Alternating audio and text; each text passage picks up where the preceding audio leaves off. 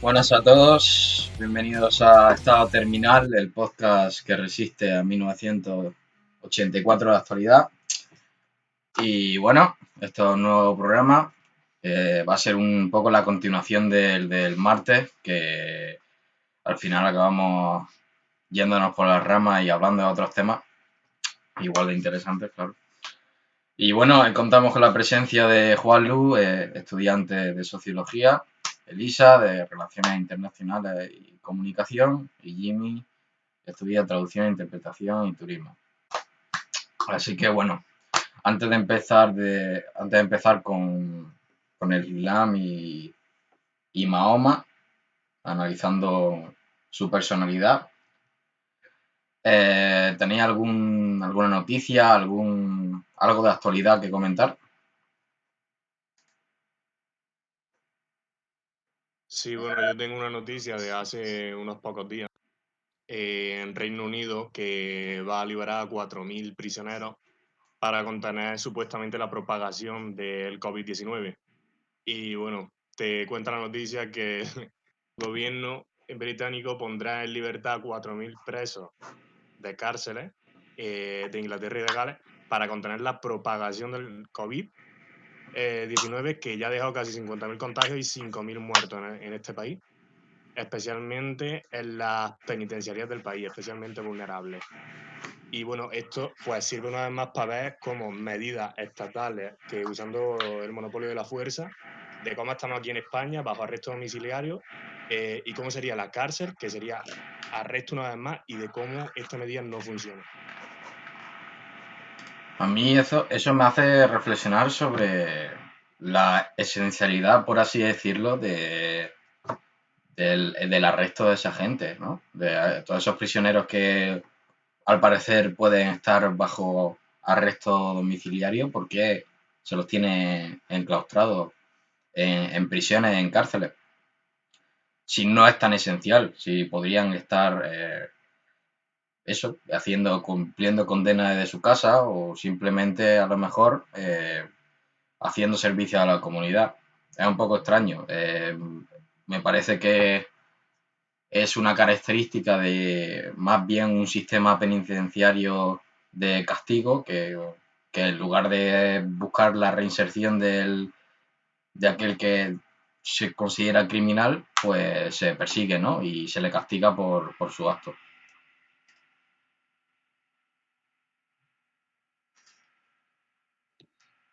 También te cuenta la noticia que los presos designados son todos de bajo riesgo y que les faltan menos de 2 meses para cumplir la condena, y que todos ellos serán vigilados con tobilleras electrónicas para identificar su posición, según el Ministerio de Justicia inglés.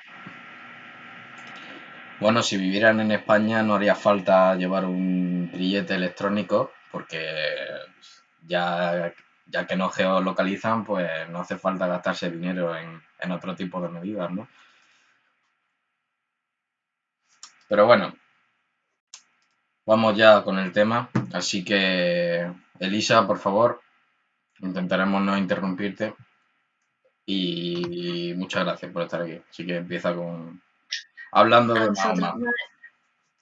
Bueno, yo más que nada antes quiero hacer un repaso rápido de lo que hablamos el otro día, que básicamente es nada, la división que hay entre suníes y chiíes, que son dos grupos distintos, pero los suníes representan el 90%, y los suníes son los que siguen la sunna, que es el ejemplo de Mahoma, y por eso un poco toda la idea de hablar ahora de Mahoma, porque nos quedamos a la mitad el otro día. Y bueno, los tres grandes puntos que tocamos con los que no funciona el Islam a un nivel ideológico, que es el hecho de que el Corán es la palabra directa de Dios a Mahoma a través del arcángel Gabriel, pero bueno. Entonces realmente ningún humano puede alzarse contra la moral de Dios, porque realmente nadie tiene esa capacidad que se supone que tiene Dios.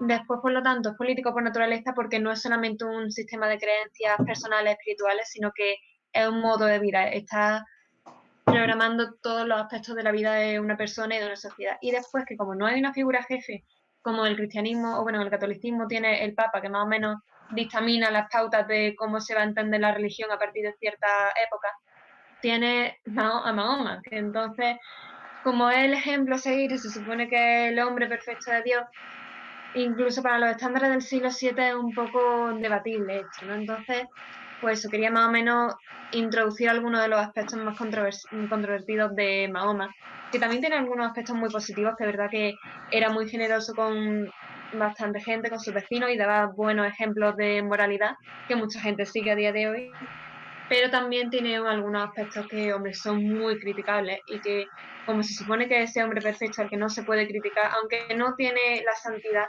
tipo Jesucristo en el cristianismo, pero igualmente sí que tiene muchas ideas que mucha gente sigue, sin embargo no se deberían seguir porque obviamente acaban siendo bastante peligrosas o al menos dañinas, digamos. Entonces, bueno, antes de nada quiero preguntar si alguien sabe más o menos alguna cosa así de Mahoma que le gustaría comentar o no. Si no, pues nada, sigo.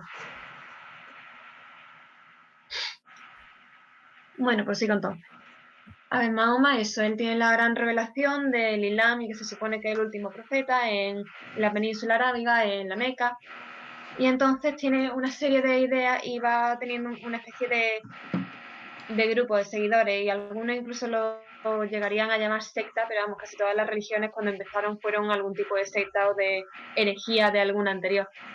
Y entonces Mahoma, algunos de esos aspectos más controvertidos que tiene es, por ejemplo, el hecho de que tuviese varias mujeres a la vez, era polígamo, que eso se sabe que está permitido en el Islam, que los hombres se pueden casar con hasta 4 mujeres, pero las mujeres no se pueden casar con más que una sola persona. Entonces hay mucha gente que lo intenta como suavizar un poco, decir, no, pero esto era porque en aquella época, obviamente, pues con la guerra, pues las mujeres necesitaban a alguien que la atendieran. Lo que pasa es que si esto es una guía moral para todos los tiempos, entonces no tiene esa distinción entre esta es la época y en esta época sí que sí, en esta época no, en esta época no vale pero media, en esta época a lo mejor son solamente los hombres de cierta clase social.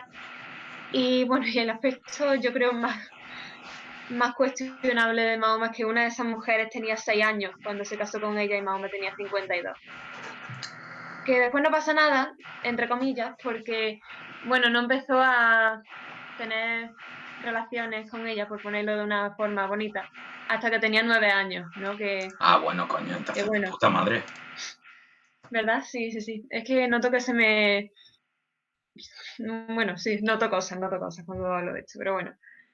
Entonces, y mucha gente dice que es verdad que hay mucha gente que dice que realmente no tenía 9 años, que tenía 19, que aún así es muy debatible esto, porque en muchos pasajes te sale que estaba jugando con muñecas cuando estaba, ya se sabe lo que estaba haciendo.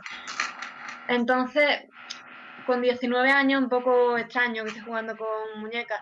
Y además hay gente que dice, no, pero eso es solamente, pues eso, en aquella época era normal. Aún así, en aquella época sí era normal, a mí me gustaría saber de una sola figura que hiciera lo mismo, que se casara con una niña de 6 a 9 años. Porque realmente yo sé que has oído de 12 años de algún rey medieval, pero de 6 años no he oído jamás a nadie en la vida. Y eso, y la gente que cuestiona después la edad de Aisha, que se llamaba. Realmente, si tú dices que tiene 19 y lo quieres un poco suavizar, vale, pero en muchísimos sitios, de hecho, se toma esa edad de los 9 años por la edad de Aisha como la edad de... Es que duele hablar de esto, pero bueno, en que se empieza a ver a una mujer entre comillas, porque son niñas pequeñas, de una forma más adulta, más sexual. Entonces, por ejemplo, en Irán, que el hijab es una cosa mandatoria, las niñas pequeñas lo tienen que empezar a llevar a partir de los 9 años, si no antes, porque en algunos colegios lo mandan antes, pero como edad marcada por el gobierno son los 9 años, porque Aisha tenía 9 años cuando empezó a ser una mujer en los ojos de Mahoma. Bueno, ¿algo que comentar? ¿Alguien? Pues qué curioso, yo pensaba que era por que sería eso, pues con el inicio de la menstruación, ¿no? Pero No sé, me parece curioso que sea esto. Se supone que a ella le vino la menstruación con 9 años, que puede pasar. Yo conozco a alguna gente que la pasa con 9, 10 años. Normalmente pasa con 12. Aún así es un caso rarísimo y que este sea el caso que hay que seguir porque Mahoma es el hombre perfecto y que este sea el caso que hay que seguir en eso, en la idea de cuando se puede empezar a ver a una niña pequeña como un objeto sexual. Que sea a los 9 años, e incluso con 9 años, con 12 o con 13. Con 12 o con 13, la mayoría de niñas pequeñas parecen niñas pequeñas, hayan tenido la regla o no. Sigue siendo un aspecto muy, muy asqueroso y a mí me da mucho asco hablar de esto, pero hay que hablar de esto, ¿no? Hay que hablar de ello de vez en cuando. ¿Nadie más quiere comentar algo aparte del asco que yo siento hablando de esto? Ahora mismo no. Si no, sí. Bueno, pues eso. Después llegamos a que eso era polígamo y en otro de los su mujer se llamaba Safilla, que era judía. Y entonces se casó con ella porque Mahoma también, entre otras cosas, pues tenía esclavas sexuales. Por eso la esclavitud sexual es algo que está permitido en el Islam. No está permitido creo que la mayoría de países islámicos, por la Corte de los Derechos Humanos, pero el Islam de por sí, las leyes del Islam, las bases del Islam, las ideas del Islam apoyan esta idea de que se pueda permitir la esclavitud sexual. Y de hecho mucha gente también intenta suavizarlo como no, pero solamente en épocas de guerra, y aún así en épocas de guerra tampoco tiene ningún sentido. Si es una guía moral, espiritual para el resto de los tiempos, tampoco debería ser así. Ah, bueno, entonces Pero bueno, sí, a ver, es que en época de guerra todo agujero es trinchera, ¿no? claro. Sí, sí. Bueno, y además no te preocupes que hay un Qué horror. estudioso, no sé si es un imán, pero bueno, que se llama Zakir Naik, si alguien lo quiere buscar en YouTube, que dice que los hombres de Occidente, bueno, no, que en Occidente hay hombres gays y no en Oriente, porque en Occidente los hombres os cansáis de tantas mujeres y entonces, pues claro, ya no apetece, así que ya sabéis. Bueno, pues eso me recuerda, de hecho, a la visión que el socialismo más retrógrado tenía sobre la homosexualidad, que decía que era un invento de la burguesía, que básicamente. No, sí. Cada uno que piense lo que quiere, ¿no? Pero vamos, un poco curioso. Pero bueno, vuelvo al tema, Safilla, que entonces esta chica, porque me parece que tenía como 18 años así, realmente no lo sé, a lo mejor estoy equivocada en su edad, pero igualmente no estoy equivocada en el resto de las cosas de Safilla, que es que Mahoma invadió su ciudad, su pueblo, mató a toda la gente, mató a toda su familia, a su padre, a su marido, a su hermano y a su madre. Y después pensó, oye, mira, pues no quiero hacerla mi esclava sexual como tantas otras mujeres, quiero casarme con ella. Y se casó con ella. Y aún así, no sé, es que de verdad, yo hay muchísimas cosas, yo creo que Mahoma es el punto que para mí tiene menos sentido dentro de todo lo que es apoyar el Islam, porque ve a un hombre que hace todo esto y dice, oh sí, obviamente esta chica tenía que estar deseando casarse con el que acaba de matar a toda su familia Oye, y no podemos es cuestionar la romántico, figura ¿eh? moral de Alá. ¿Qué? Hombre, un poco romántico, ¿no? Piénsalo. Sí, sí. Me cargo a toda tu familia y así soy tu único dueño. Yo estoy deseando que pase. Pero bueno, tenemos ya la poligamia, las esclavas sexuales, Safilla, Aisha, no sé, sí, tenía una reputación el hombre. Y después tienes, por ejemplo, el caso de las Banu Qurayza, que era una tribu judía, que por eso hay mucha gente que lo puede llegar a llamar genocida. Yo no sé si lo llamaría genocida como tal, pero sí que es verdad que tenía una fijación un poco extraña hacia algunas tribus judías, pero no hacia los judíos tampoco en general, porque aunque en el Corán, en los hadith, que las distintas recopilaciones de historias de la vida de Mahoma, sí que hay muchísimo antisemitismo y hay muchísimas ideas contra los judíos y hay directamente versos que te dicen que tienes que matar a los judíos. No sé si tengo alguno por aquí, de hecho. No, pero bueno. Entonces, la Banu Qurayza era una tribu Oye, que no tengo le una había... pregunta respecto a eso, porque claro, en muchas partes del Corán se habla de la persecución de judíos y de cómo tienes que tratar a los infieles, pero sin embargo hubo un tiempo en el que Mahoma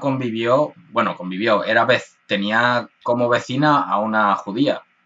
Entonces, si el propio Mahoma no sigue el Corán, al fin y al cabo, ¿cómo se puede ver la perfección ahí? Eso no... Dentro dentro de la comunidad musulmana no se denuncia cierta incongruencia dentro del propio Corán. Sí, hay gente que las denuncia y igual que también los cristianos hay muchísimas incongruencias dentro de la Biblia Claro. y hay gente que directamente ni las conoce. O sea, hay cosas que te topas de vez en cuando en misa, por ejemplo, que dices, esto no tiene mucho sentido con esta otra cosa que dijiste la semana anterior, ¿no? Yo soy agnóstica, pero sí que es verdad que me llamaban la atención esas cosas y hay mucha gente que se pregunta lo mismo, pero dentro de, no lo sé, yo personalmente, yo creo que la visión religiosa como que te nubla un poco la forma de ver las cosas y no te las cuestiona. Y es verdad que hay muchísimos pasajes que ponen a los judíos, a los cristianos y a los musulmanes dentro del mismo grupo, que son la gente del libro. Y entonces no hay ese odio directo en general hacia cristianos y musulmanes. Lo que pasa es que en el último capítulo, creo que es el último capítulo del Corán, que es el número 9, Mahoma se le empieza ahí un poco la olla. Y entonces es el más violento de todo el Corán. Es un capítulo que habla de sus batallas y de hecho Mahoma desde que empezó a tener batallas con otra gente, que fue tuvo 86 batallas y eran unas 9 batallas por año más o menos. Y ese capítulo es el más violento de todo. Entonces ahí sí que denuncia a toda la gente, incluyendo a la gente del libro, que son los cristianos y los judíos también, como gente que no acepta el Islam. La gente que no acepta el Islam hay que pasarlos por la espada y el Islam ha sido creado para prevalecer sobre todas las religiones, cosas así. De hecho, creo que tengo aquí un fragmento. Aquí es el verso 9:29 del Corán, que dice: combatid contra aquellos de los que recibieron el libro, que no crean en Alá ni en el último día, que no hagan ilícito lo que Alá y su mensajero han hecho ilícito, y no sigan la verdadera práctica de adoración hasta que paguen la jizya, que la jizya es como una especie de pago extra que tienes que dar para practicar el judaísmo o el cristianismo dentro de las tierras musulmanas. Bueno, hasta que paguen la jizya con sumisión y aceptando estar por debajo. Entonces, en este capítulo eso ya es todo del mensaje futuro del Islam, que es la propagación y el que tiene que prevalecer, y el que, aunque haya gente que cree en algo distinto, siempre tienen que estar por debajo, siempre tienen que estar pagando esto y no sé qué. Y de hecho, muchas veces, por ejemplo, dentro de la península ibérica, cuando la época medieval y cuando el Andalus, mucha gente se convertía al Islam para no tener que pagar este tipo de impuestos. Pues oye, pues fíjate, estaban ya bastante desarrollados por aquel entonces, ¿eh? Un impuesto a la creencia. Se lo voy a proponer a Pedro Sánchez, a ver si lo Bueno, tiene en cuenta. además, en España eso pasaba en los dos bandos. Los cristianos también No sé si cobraban también. impuestos y necesitaban, claro, la península ibérica fue algo curioso porque aunque se odiaban a muerte, pues no podían matarse entre ellos totalmente, porque necesitaban gente para cultivar el campo y para pagarle impuestos. Es decir, que el Estado medieval en esa época como que casi te obligaba, ¿no?, a convertirte a la religión del que dominase. La diferencia era que en las ciudades, dentro de los muros, vivía el que dominase, ¿no?, ya fuese cristiano o musulmán. Y el que vivía fuera de los muros era el converso, o los judíos. Que bueno, los judíos en el caso de los cristianos vivían dentro de las ciudades, en la judería, porque tenían el service regis, que era el servicio real. Aunque es curioso, pero los cristianos sí que odiaban a los judíos. Los musulmanes no le tenían tanta tirria como nosotros, bueno, como nosotros, no, como los cristianos de esa época. Entonces los reyes cristianos que se servían de los servicios de los judíos, que no entiendo qué servicios eran exactamente, tenían que protegerlos en barrios y de ahí empezaron las primeras juderías, que se dieron más por el norte que por el sur de España. Pues aquí en el sur tenemos la judería de Córdoba, que es muy bonita. Pero bueno, pero sí, ese pago, lo que pasa es que si hoy en día al menos yo ya no sé tanto de cómo entiende el cristianismo eso, pero el pago este está puesto en las bases del Islam, que es lo que estamos hablando, de las bases de la ideología dicen esto, que luego se aplique, que no se aplique, que se entienda de una forma u otra es distinto y cada persona lo asumirá también de una manera diferente. Pero que está en la base del Islam, está. Entonces, algo que tienes que intentar desde esa perspectiva, de que si es un sistema perfecto, ¿por qué está esto ahí? ¿O por qué está esta otra idea? ¿Por qué si Mahoma es perfecto violó a una niña de 9 años? ¿Por qué tenía esclavas sexuales a las que obviamente también violaba? Porque no creo que estuviese deseando todas, oye, sí, mira, este tío va a matar a nuestra familia, vamos todas con él. No que fuera aquí Playboy o algo, pero no sé. Ya ahí no sé qué pensáis vosotros.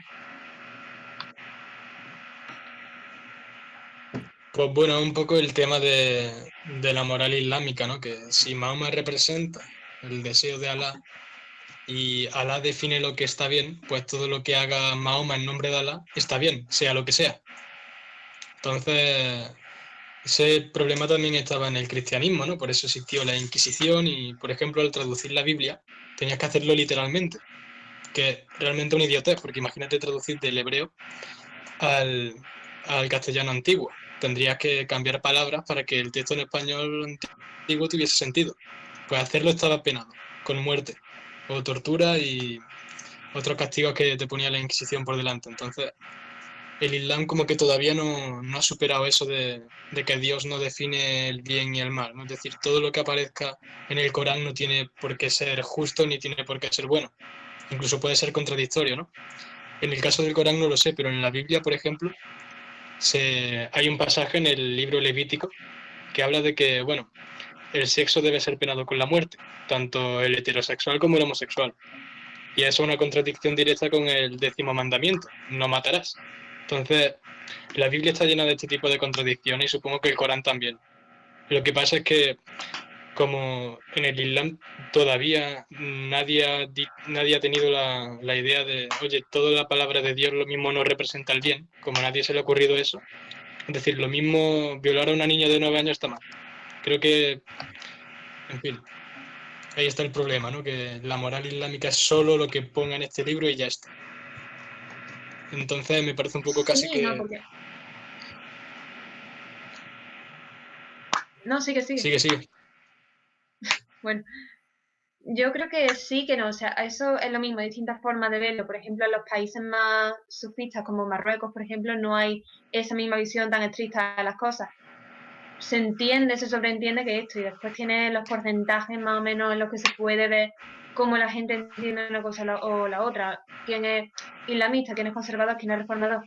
Pero bueno, dentro de eso, yo creo que el problema de todo esto es que eso, que la Biblia, como está el Papa, que ha sido el que más o menos siempre ha marcado las pautas de todo esto, y con el Concilio Vaticano II dijo lo de, bueno, no sé exactamente qué dijo, pero hay esta clase de entendimiento de que ya no tienes que tomar la Biblia como algo literal, es más el mensaje genérico de Jesús. Y yo por lo menos, por lo que tengo entendido por las clases que tuve yo de catequesis, es que cuando empieza el Nuevo Testamento es como que se cancela lo que dice el Antiguo Testamento.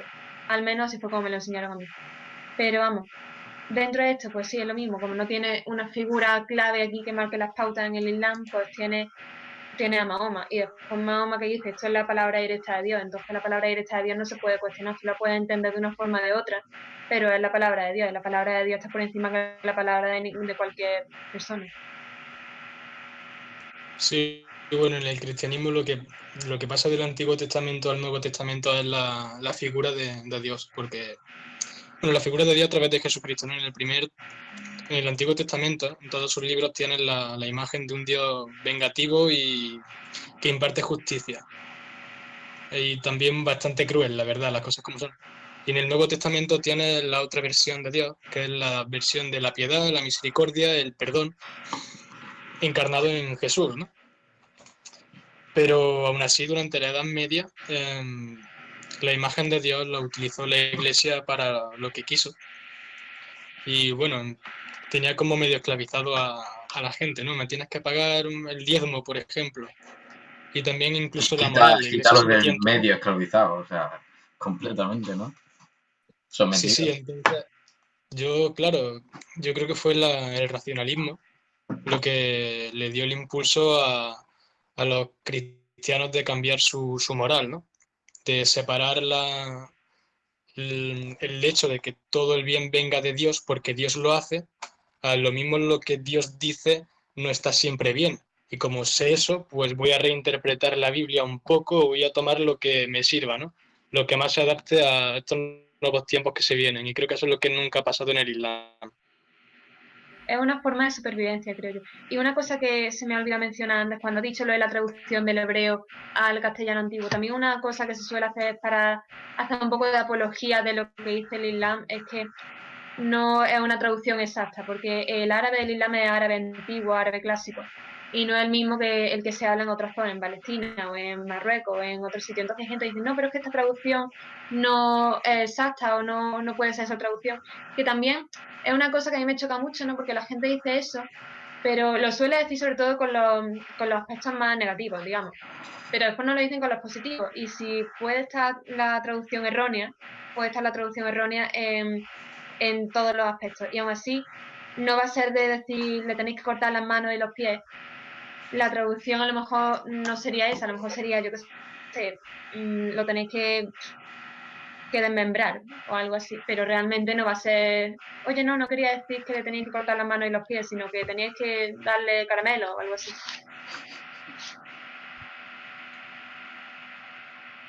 Sí, aquí, por ejemplo, tenemos el caso de la Escuela de Traductores de Toledo, que fue una de las primeras de Europa, una de las primeras escuelas de traductores. Y ahí era donde se traducía la Biblia. Y traducían línea por línea para evitar, o sea, una traducción literal de un idioma como el hebreo a un idioma como el castellano antiguo, que son muy diferentes, muchísimo, incluso en el alfabeto y demás. Yo no me imagino a los traductores rompiéndose la cabeza para traducir eso palabra por palabra. Y no hacerlo era una sentencia de muerte, porque estaba la idea de la inviolabilidad de la palabra divina. Y tampoco se dejaba hueco a interpretación, porque claro, la palabra de Dios es la palabra de Dios, tú no eres nadie para interpretarla, simplemente porque estás traduciendo el texto. Un segundo, también aquí de lo de las traducciones, hay un caso muy curioso que es el verso que dice que si mata a una persona, mata a toda la humanidad, y si salva a una persona, salva a toda la humanidad. Primero, ese verso ni siquiera es único del Islam, es un verso del Antiguo Testamento que vuelve a aparecer en el Islam. Porque de hecho muchos de los aspectos más radicales del Islam son aspectos del Antiguo Testamento. Por ejemplo, el burka es una cosa que se puede ver en el barrio de Mea Sharim, que es uno de los barrios más radicales ortodoxos de Jerusalén. Si él lo quiere buscar, es muy interesante. Y se ven mujeres judías con burka. Pero bueno, tiene esta frase, que eso se supone que no, que la traducción está bien de esa. Pero después a continuación tiene otro verso que dice básicamente todo lo contrario, que a mí me parece muy curioso. Y además que los tengo aquí apuntados porque los quería mencionar. Es el verso 5.33 del Corán, que dice, por eso decretamos a los hijos de Israel que quien matara a alguien sin ser a cambio de otro por haber corrompido en la tierra, sería como haber matado a la humanidad entera, y quien los salvara sería como haber salvado a la humanidad entera. Y así fue como les llegaron a nuestros mensajeros con pruebas claras, y sin embargo después, y a pesar de esto, muchos de ellos se cedieron en la tierra. Pero bueno, ese es el 5.33. Tienen la idea esta de quien mata a una persona mata a toda la humanidad, quien salva a una persona salva a toda la humanidad. Pero después tiene el 5.34 que dice, el pago para los que le hagan la guerra a Alá y a su mensajero y se dediquen a corromper la tierra será la muerte o la crucifixión, o que se les corte la mano y el pie contrario, o que se les expulse del país. Esto es para ellos una humillación en esta vida, pero en la última tendrán un inmenso castigo.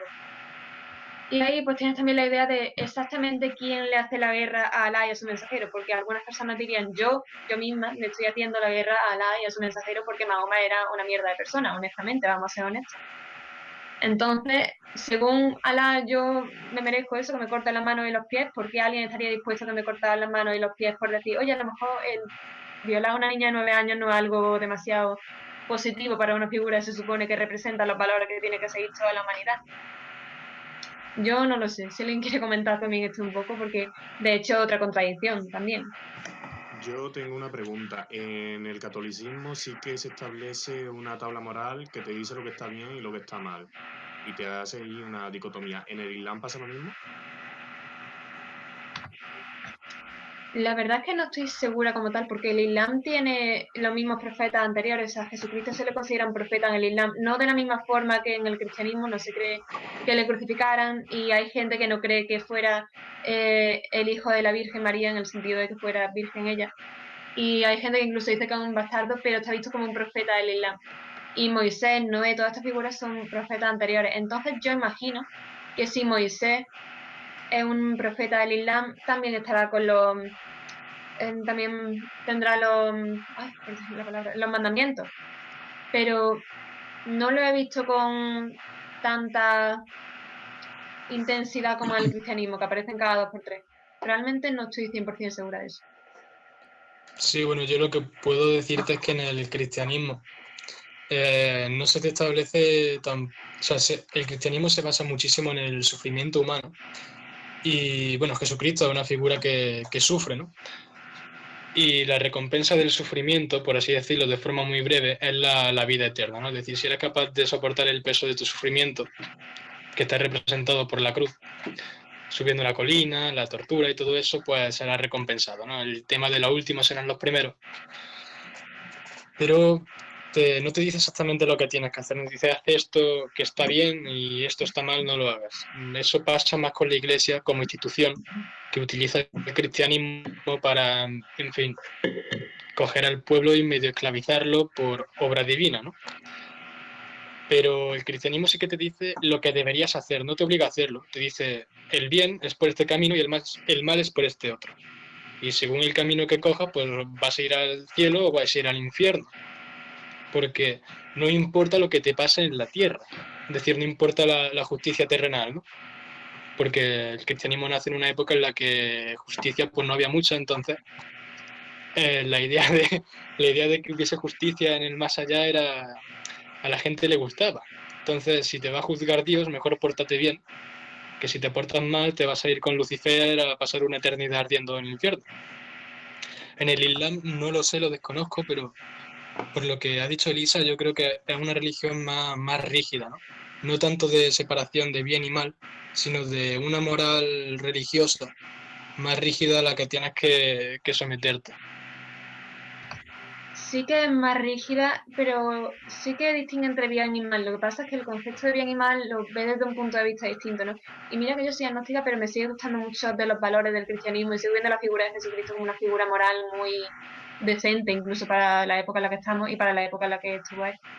Pero lo que has dicho tú sí que es más rígida y ahí es cuando se entra en el tema de la ley Sharia, que dirige eso, tiene todos los aspectos de todo lo que hay en la vida, todo lo que existe en el mundo tiene su recompensa y su castigo, y te dice cómo lo tienes que aplicar, cómo tiene que ser el sistema, cómo tiene que verlo una persona, cómo se puede juzgar en distintas situaciones. Entonces es un tema muy delicado porque hay gente que dice que sí que hay que seguirla, gente que dice que hay que seguirla de una forma distinta y solamente aplicar algunos de los aspectos. Entonces es un tema un poco duro. Yo por mí nos metemos en ese tema ya y no de los otros aspectos más negativos que tiene el Islam. Yo quería hablar, solo quería hacer un pequeño último comentario y es la posición de debilidad en la que quedan todos aquellos fieles que siguen la palabra, al fin y al cabo, de los líderes de mezquitas y organizaciones fundamentalistas, porque al fin y al cabo, si la religión, o al menos las corrientes dentro de esa religión que tú sigues, marca una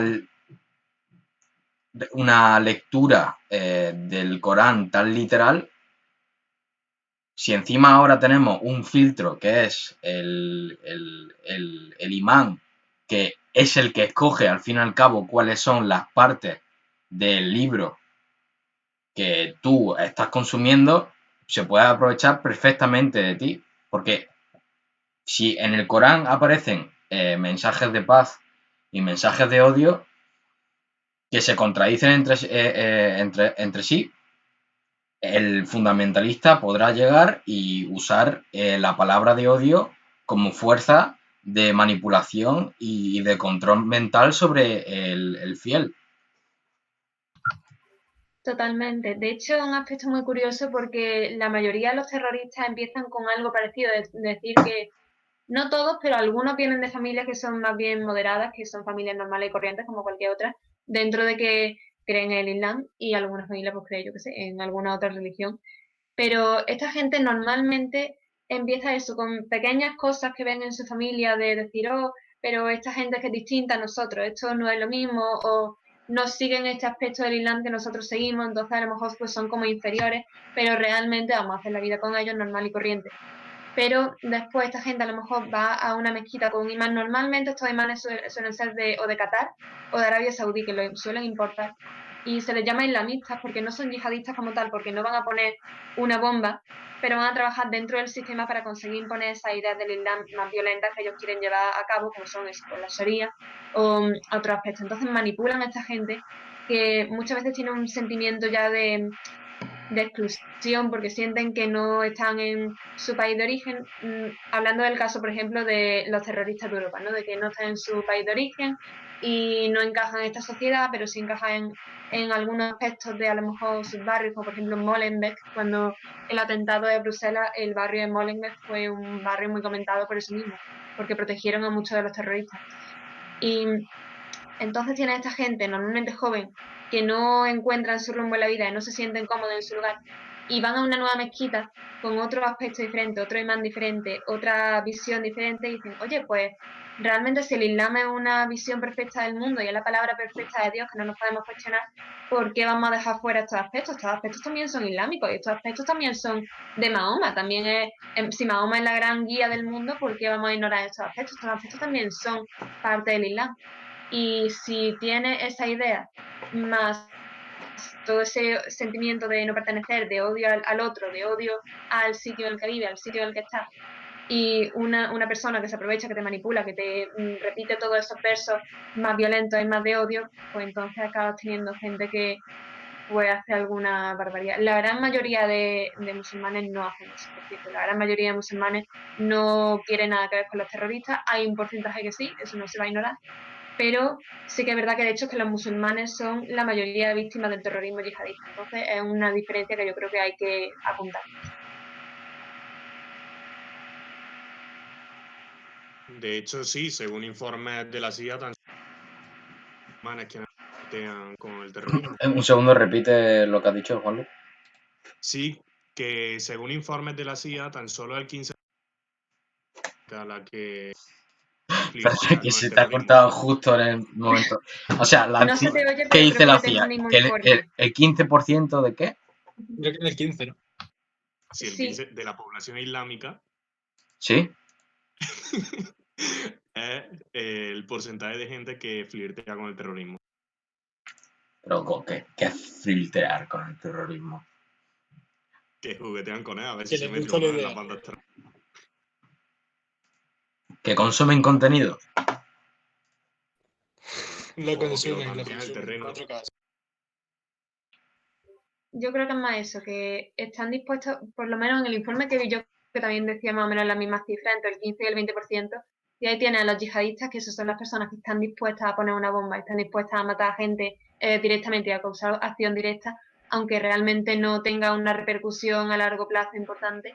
Y luego tienen los islamistas, que son gente que a lo mejor apoyan o quieren las mismas causas que defienden los yihadistas, pero están dispuestos a trabajar dentro del sistema para conseguir sus objetivos de vamos a trabajar dentro de la democracia para intentar quitar la democracia y imponer la Sharia, ¿no?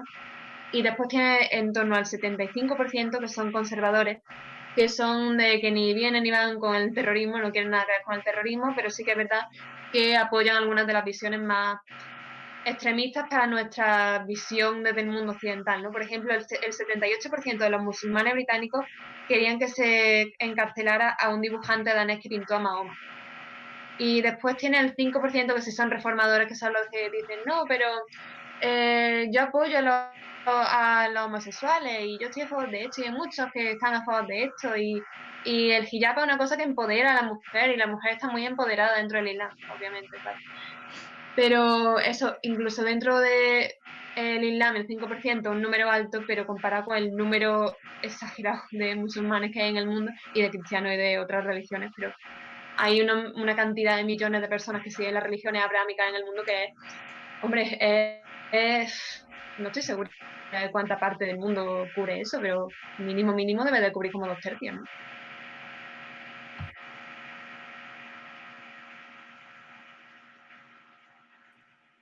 Pues ni idea, la verdad, pero sí sé que me parece que el Islam era la religión con más seguidores, ¿no?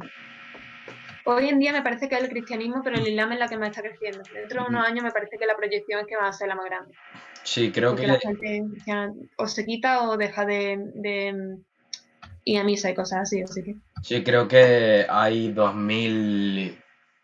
más de 2.000 millones de cristianos en el mundo y los musulmanes superan los 1.000 millones. pero las cifras exactas no te las puedo decir ahora mismo. Y ya si os parece, con el caso ese que he mencionado de los reformadores, me gustaría hablar un poco del tema de cómo se ve a las mujeres en el Islam, porque también es interesante verlo, desde luego. Y si alguien quiere decir algo antes de que me meta en el tema.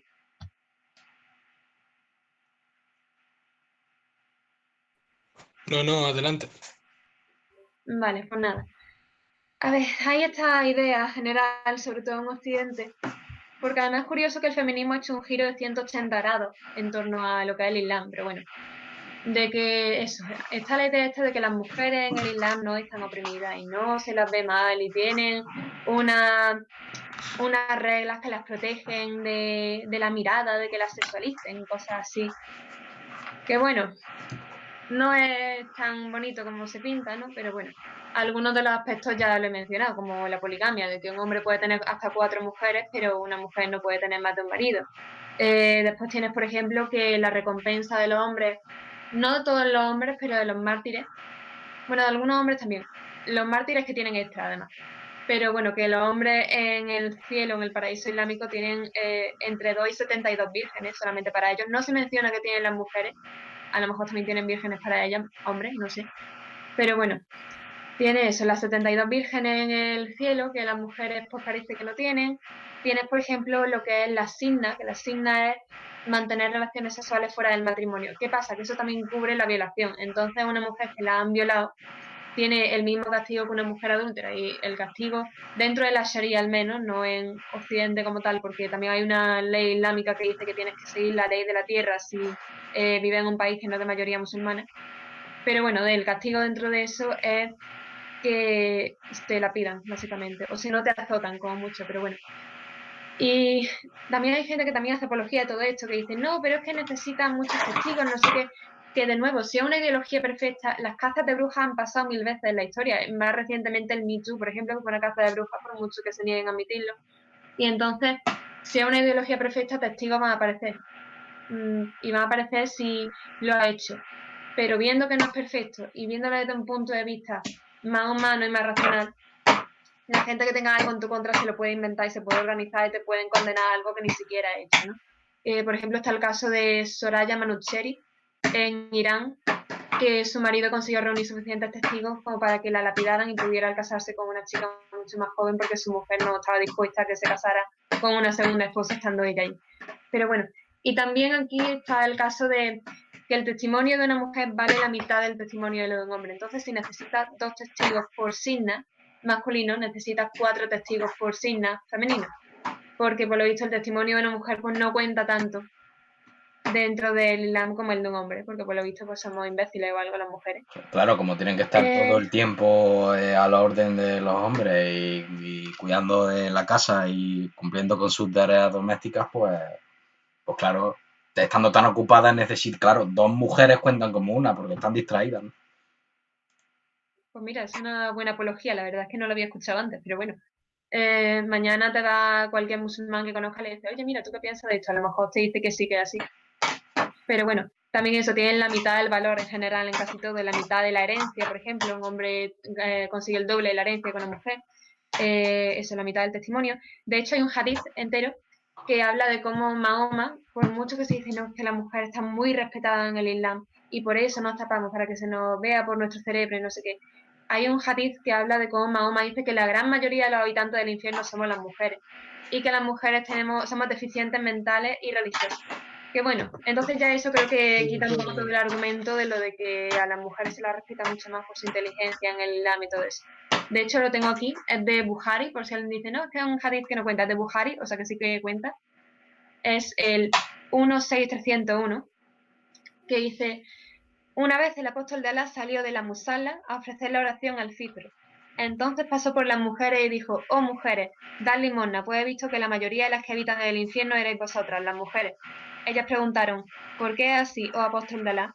Él respondió, maldecís con frecuencia y sois ingratas con vuestro esposo. No he visto a alguien más deficiente en inteligencia y religión que vosotras. Un hombre sensato y cauteloso podría desviarse gracias a alguna de vosotras. Las mujeres preguntaron, oh apóstol de Alá, ¿qué es lo deficiente de nuestra inteligencia y religión? Él dijo, ¿no es la evidencia de dos mujeres igual al testimonio de un solo hombre? Ellas respondieron afirmativamente. Él dijo, esta es la eficiencia en su inteligencia. ¿No es verdad que una mujer no puede orar ni ayunar durante su periodo? Las mujeres respondieron afirmativamente. Él dijo, esta es la eficiencia en su religión. Vaya, eso Una ideología perfecta. es duro, es duro. Pero eso me parece que ocurre porque cuando el Islam se extiende por el norte de África y empieza a llegar a Occidente, empiezan a recoger la idea aristotélica de la mujer, ¿no? Que la mujer es como un hombre pero incompleta, como la mitad de un hombre. Es que encuadra perfectamente lo que has dicho del testimonio de dos mujeres vale por el de un hombre. Es más o menos lo que pensaría Aristóteles, que tenía ese típico pensamiento, ¿no? Como misógino. Puede ser, la Y verdad no es que sé, no lo sé. Yo creo que es más del Antiguo Testamento por eso mismo, porque muchos de los aspectos del Antiguo Testamento más restrictivos vuelven a aparecer con el Islam. Es como que desaparecen un poco con el cristianismo para volver a aparecer de nuevo con el Islam. Pero, por no, sí, ejemplo, porque Gabriel, por ejemplo, el mensajero de Dios, eso es una figura del Antiguo Testamento y del Nuevo también, pero la figura de los ángeles, casi que en el Nuevo Testamento no tienen ni un cuarto de la importancia que en el Antiguo. Es decir, además los ángeles siempre tenían, ¿cómo te digo? Papeles muy distópicos, ¿no? El ángel de la muerte. Es decir, el Lucifer también era un ángel, controlaba el infierno, no es como el dueño del mal, sino el carcelero. Y Gabriel, por ejemplo, el mensajero de Dios, o Micael, que expulsó a Lucifer del cielo y te quemaba con su espada de fuego. Es decir, son como figuras religiosas, pero muy estrictas y con mucha violencia, ¿no? De hecho, los judíos que seguían el Antiguo Testamento se radicalizaban muy rápido en el Imperio Romano por esto y hubo grandes revueltas. O sea, el Muro de las Lamentaciones en Jerusalén es lo que queda de un incendio que los judíos provocaron en la ciudad, porque expulsaron a los romanos de allí durante un tiempo y liaron un incendio dentro, no sé ni cómo lo hicieron. Hasta que los romanos no tomaron el control de la ciudad, esa zona estuvo muy revuelta. Además, los sicarios, la palabra sicario, proviene de sica, que era un puñal que usaban esos judíos, los judíos más radicales de la época. Entonces no es de extrañar que si el Islam empieza a recoger toda esta idea abrahámicas, por así decirlo, del Antiguo Testamento, promueva de una forma inconsciente, por así decirlo, la radicalización, ¿no? sí, es más interesante porque iba a mencionar también que algunas de las ideas aristotélicas también están, no que no están, pero se podrían haber propagado al Islam porque, por ejemplo, el Islam, una de las cosas que dice por las que defiende la realidad y que el Corán sea verdad es que tiene una serie de milagros científicos, que la mitad son falsos, pero la otra mitad más o menos vienen de la antigua Grecia, son ideas que ya aparecen en la antigua Grecia y cosas así. Entonces sería interesante ver si algunas de esas ideas han podido tener alguna influencia por ahí. Y también toda la idea de los ángeles y cosas así es interesante, pero eso sería para dejarlo para otro vídeo, que ni siquiera son abrahámicas como tales, sino que aparecen ya en Mesopotamia. En la antigua Mesopotamia empiezan a aparecer ideas como esas. No sé, me parece un Sí, tema interesante, los pero desde animalitos luego con no. alas. Bueno, también los ángeles aparecen en muchísimas religiones como una especie de fenómeno, hay ángeles por todos lados.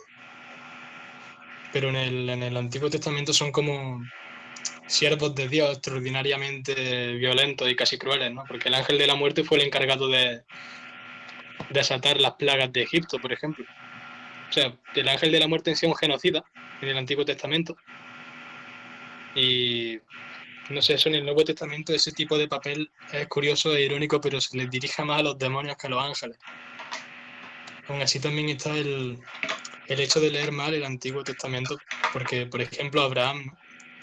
Dios le encomienda, después de una serie de sacrificios de animales, que mate a su hijo, que se lo cargue, A mí, para honestamente, esa fue la sacrificio parte supremo. de la Biblia que yo creo que más me alejó del cristianismo. Pero bueno, eso siempre me dio muchísimo miedo, incluso de chica. Pero bueno, sí que. Sí, eso en el Antiguo Testamento es como... Pero lo lees y te quedas como, ¿pero qué ha pasado aquí?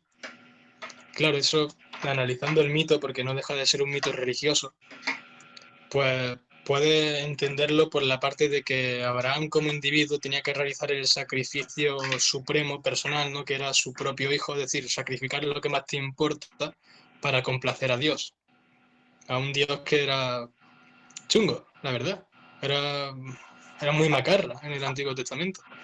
Y me parece Sí, que pero vamos. ese Dios macarra se ha cambiado el nombre artístico a Alá. Oye, chavales, una cosilla, que llevamos ya 50 minutos de streaming. Entonces, para saber, ¿qué hacemos? Un ¿Cortamos ya segundo, ¿me aquí? deja el último tema que quería tocar de las mujeres y ya termino? Vale, perfecto. Que era hablar de la idea del hijab, por Ok, ejemplo, ok. que es lo más controvertido ahora mismo, creo yo. Que bueno, está toda esa idea, como mencionó antes, de que el Islam lo que hace es defender es defender que a la mujer se la vea por su inteligencia, no por su cuerpo, no sé qué. Que por un lado también es muy sexista contra los hombres, porque implica que los hombres no nos podéis ver más que como objetos sexuales. Pero después aquí mismo se te ve como objeto sexual, según el Islam. Y además el propio Mahoma dice que las mujeres tenemos la mitad de la inteligencia, no, la mitad de la inteligencia no, que somos deficientes mentales. Entonces, la idea del hijab, pues creo yo que no acaba de funcionar, porque si somos deficientes igualmente que matar. Pero bueno, también está toda esa idea de que sí es obligatorio o no obligatorio. Es obligatorio, pero igual que en el catolicismo es obligatorio, por ejemplo, el no mantener relaciones sexuales antes del matrimonio. Vamos a ser honestos, yo todos los católicos que conozco, ninguno va a llegar virgen al matrimonio. Pero bueno, eh, está toda la idea de eso, de que es obligatorio o no obligatorio, es obligatorio, pero también hay una presión social muy fuerte porque a las mujeres lo adopten y se lo pongan.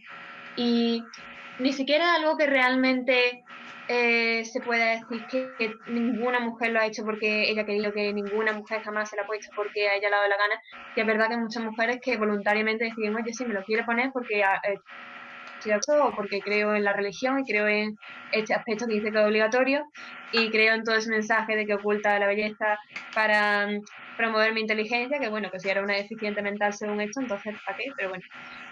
Pero también eso, hay una presión social muy grande y hay países en los que directamente es obligatorio y se impone, como Arabia Saudí o como Irán, que en Irán de hecho hay muchísimas protestas por esto mismo, hay un montón de gente que está en contra y muchísima gente ha llegado a inmolarse por esto.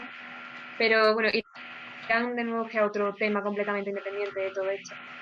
Pero eso, la idea del hijab, a mí personalmente, como mujer, me parece muy sexista, muy discriminatoria, porque eso, porque te segrega, porque te pone unos límites que un hombre no tiene que llevar, porque si vas a la playa, por ejemplo, tú tienes que estar tapada de pie a cabeza y un hombre no tiene que hacer eso.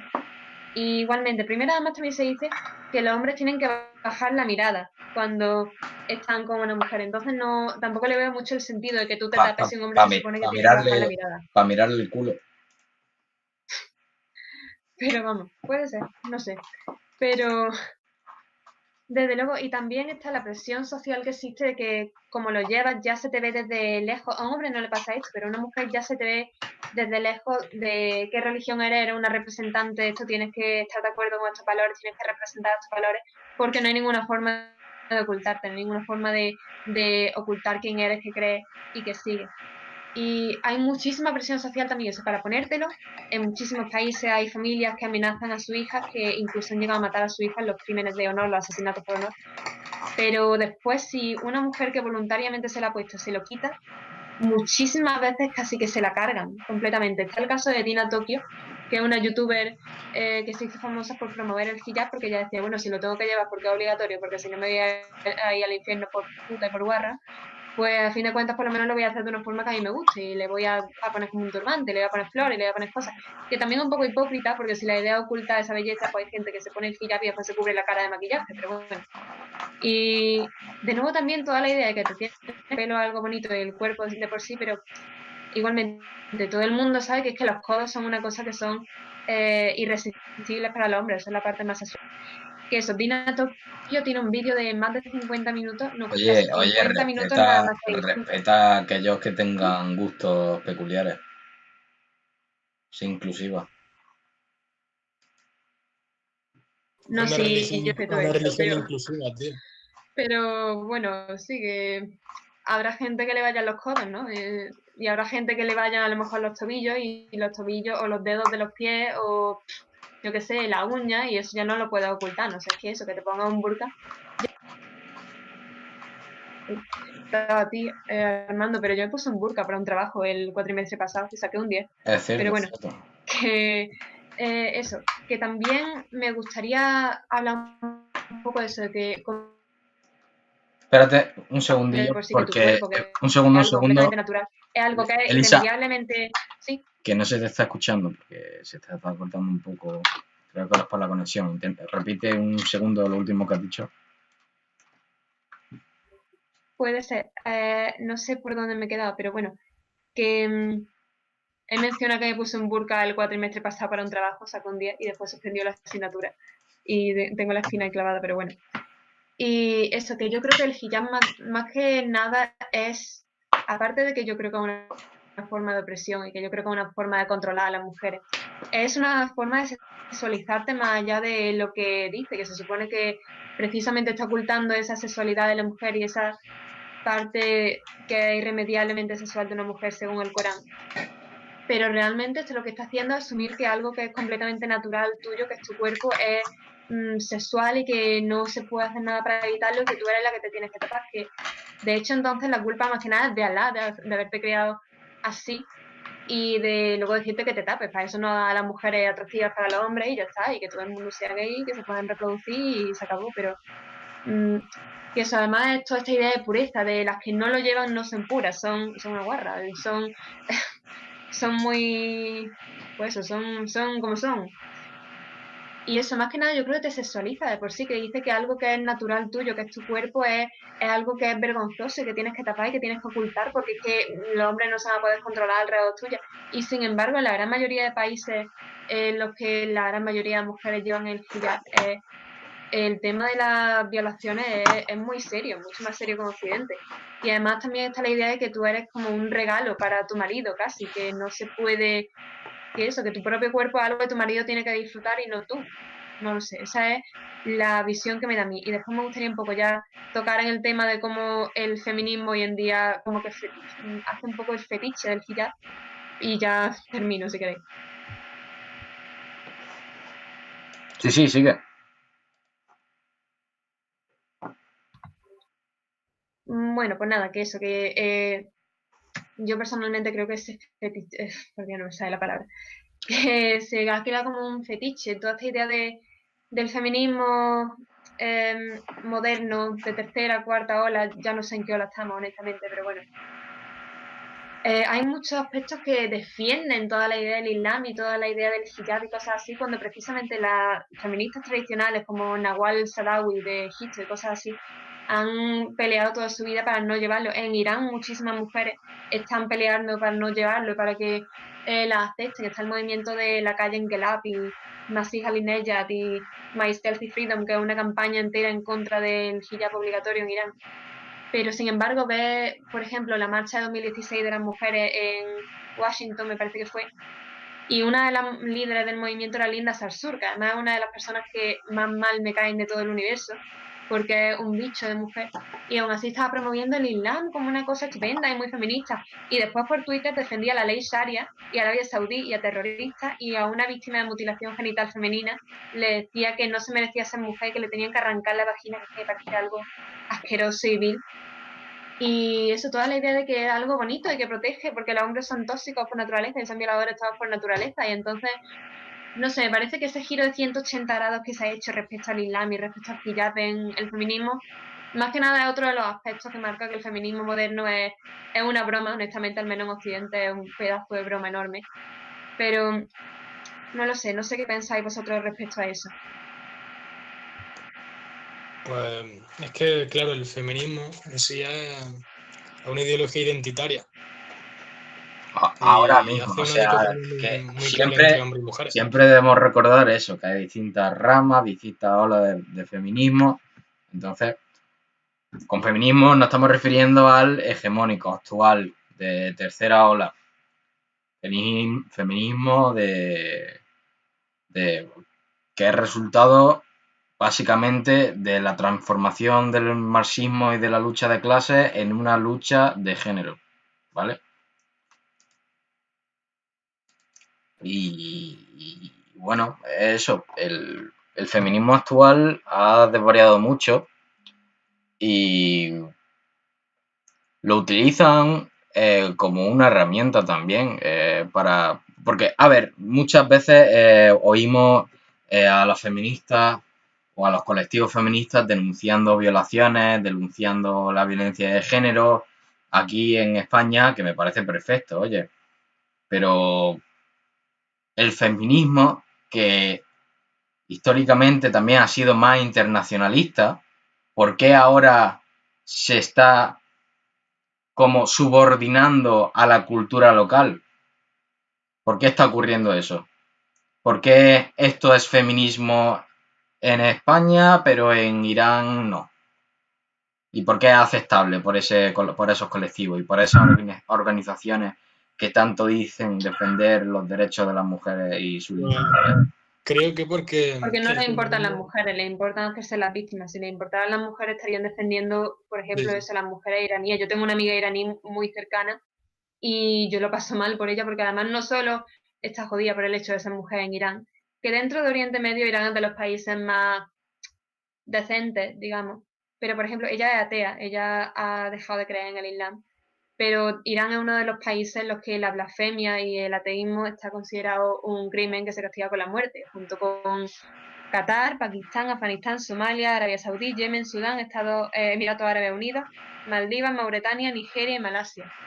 Entonces, aparte de que yo misma también soy una de estos países, me tendrían que matar. Eso, a mí es que, yo de verdad, si hacéis un programa entero de feminismo, me llamáis porque yo tengo muchísimas cosas que decir en contra del feminismo moderno, porque es que me toca mucho donde no me tiene que tocar. Pero eso, realmente yo creo que es que la idea es hacerte la víctima y eso mismo, es la lucha de clase llevada a los géneros. Y realmente si les importaran las mujeres, estarían organizando manifestaciones en frente de la embajada de Irán y yo sería la primera en apuntarme, pero no les importan las mujeres, les importan eso, que cómo los hombres se sientan en los autobuses, que por lo visto ahora eso es machista, y el lenguaje inclusivo, que es una gilipollas enorme. vale. Y no les importa, Bueno, pues, sí, las pero mujeres de Oriente Medio, pues nos olvidamos de ellas. el lenguaje inclusivo lo usan como arma. Si controlas el lenguaje, realmente estás controlando parte del pensamiento. No, parte no, Y estás yo creo que... controlando efectivamente la estructura del pensamiento y la manera en la que Más o menos. Más o construye, menos es la manera en la que es, tú construyes ideas. es chungo, Un segundo. pero sí, Si yo alguien creo se que, quiere por reír un ejemplo... rato, que mire la guía de lenguaje inclusivo del Ayuntamiento de Barcelona. Solo eso. Bueno, mira, yo creo que el feminismo actual no es internacionalista porque viene en un pack también con el multiculturalismo y la apropiación cultural, que básicamente es la creencia de que dos culturas no pueden convivir juntas. De ahí que yo, si soy de una cultura cristiana, por ejemplo, Oye, no oye, voy a ponerme un raro. segundo, un segundo. Tengo una idea. Entonces, vale, Vamos a parar esto y vale, vale.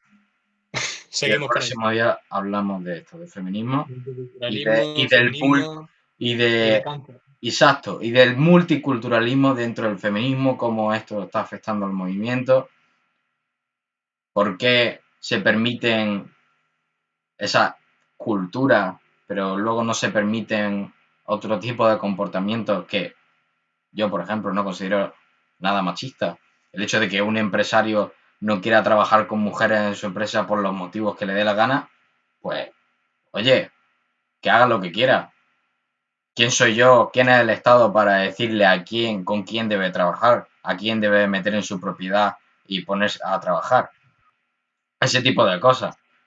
Al fin y al cabo, A mí me parece bien porque además si ya de paso meto el último tema, porque me he metido en lo que tenía pensado hacer la segunda parte, así que solamente me ha quedado un tema que básicamente es el multiculturalismo, así que ya los podemos unir todo ahí en un subgrupo dentro de lo del movimiento feminista actual.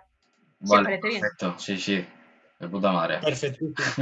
Así que muchas gracias a los que nos estén viendo ahora mismo. Si es que nos ve alguien, nos vemos el próximo día. Habrá cuatro gatos por ahí Compartir el viendo vídeo seguro. si os gusta. Ahora lo voy a subir a YouTube y ya está. Así que muchísimas gracias por vernos y eso. Nos vemos en la próxima. Pues nada, hasta ahora.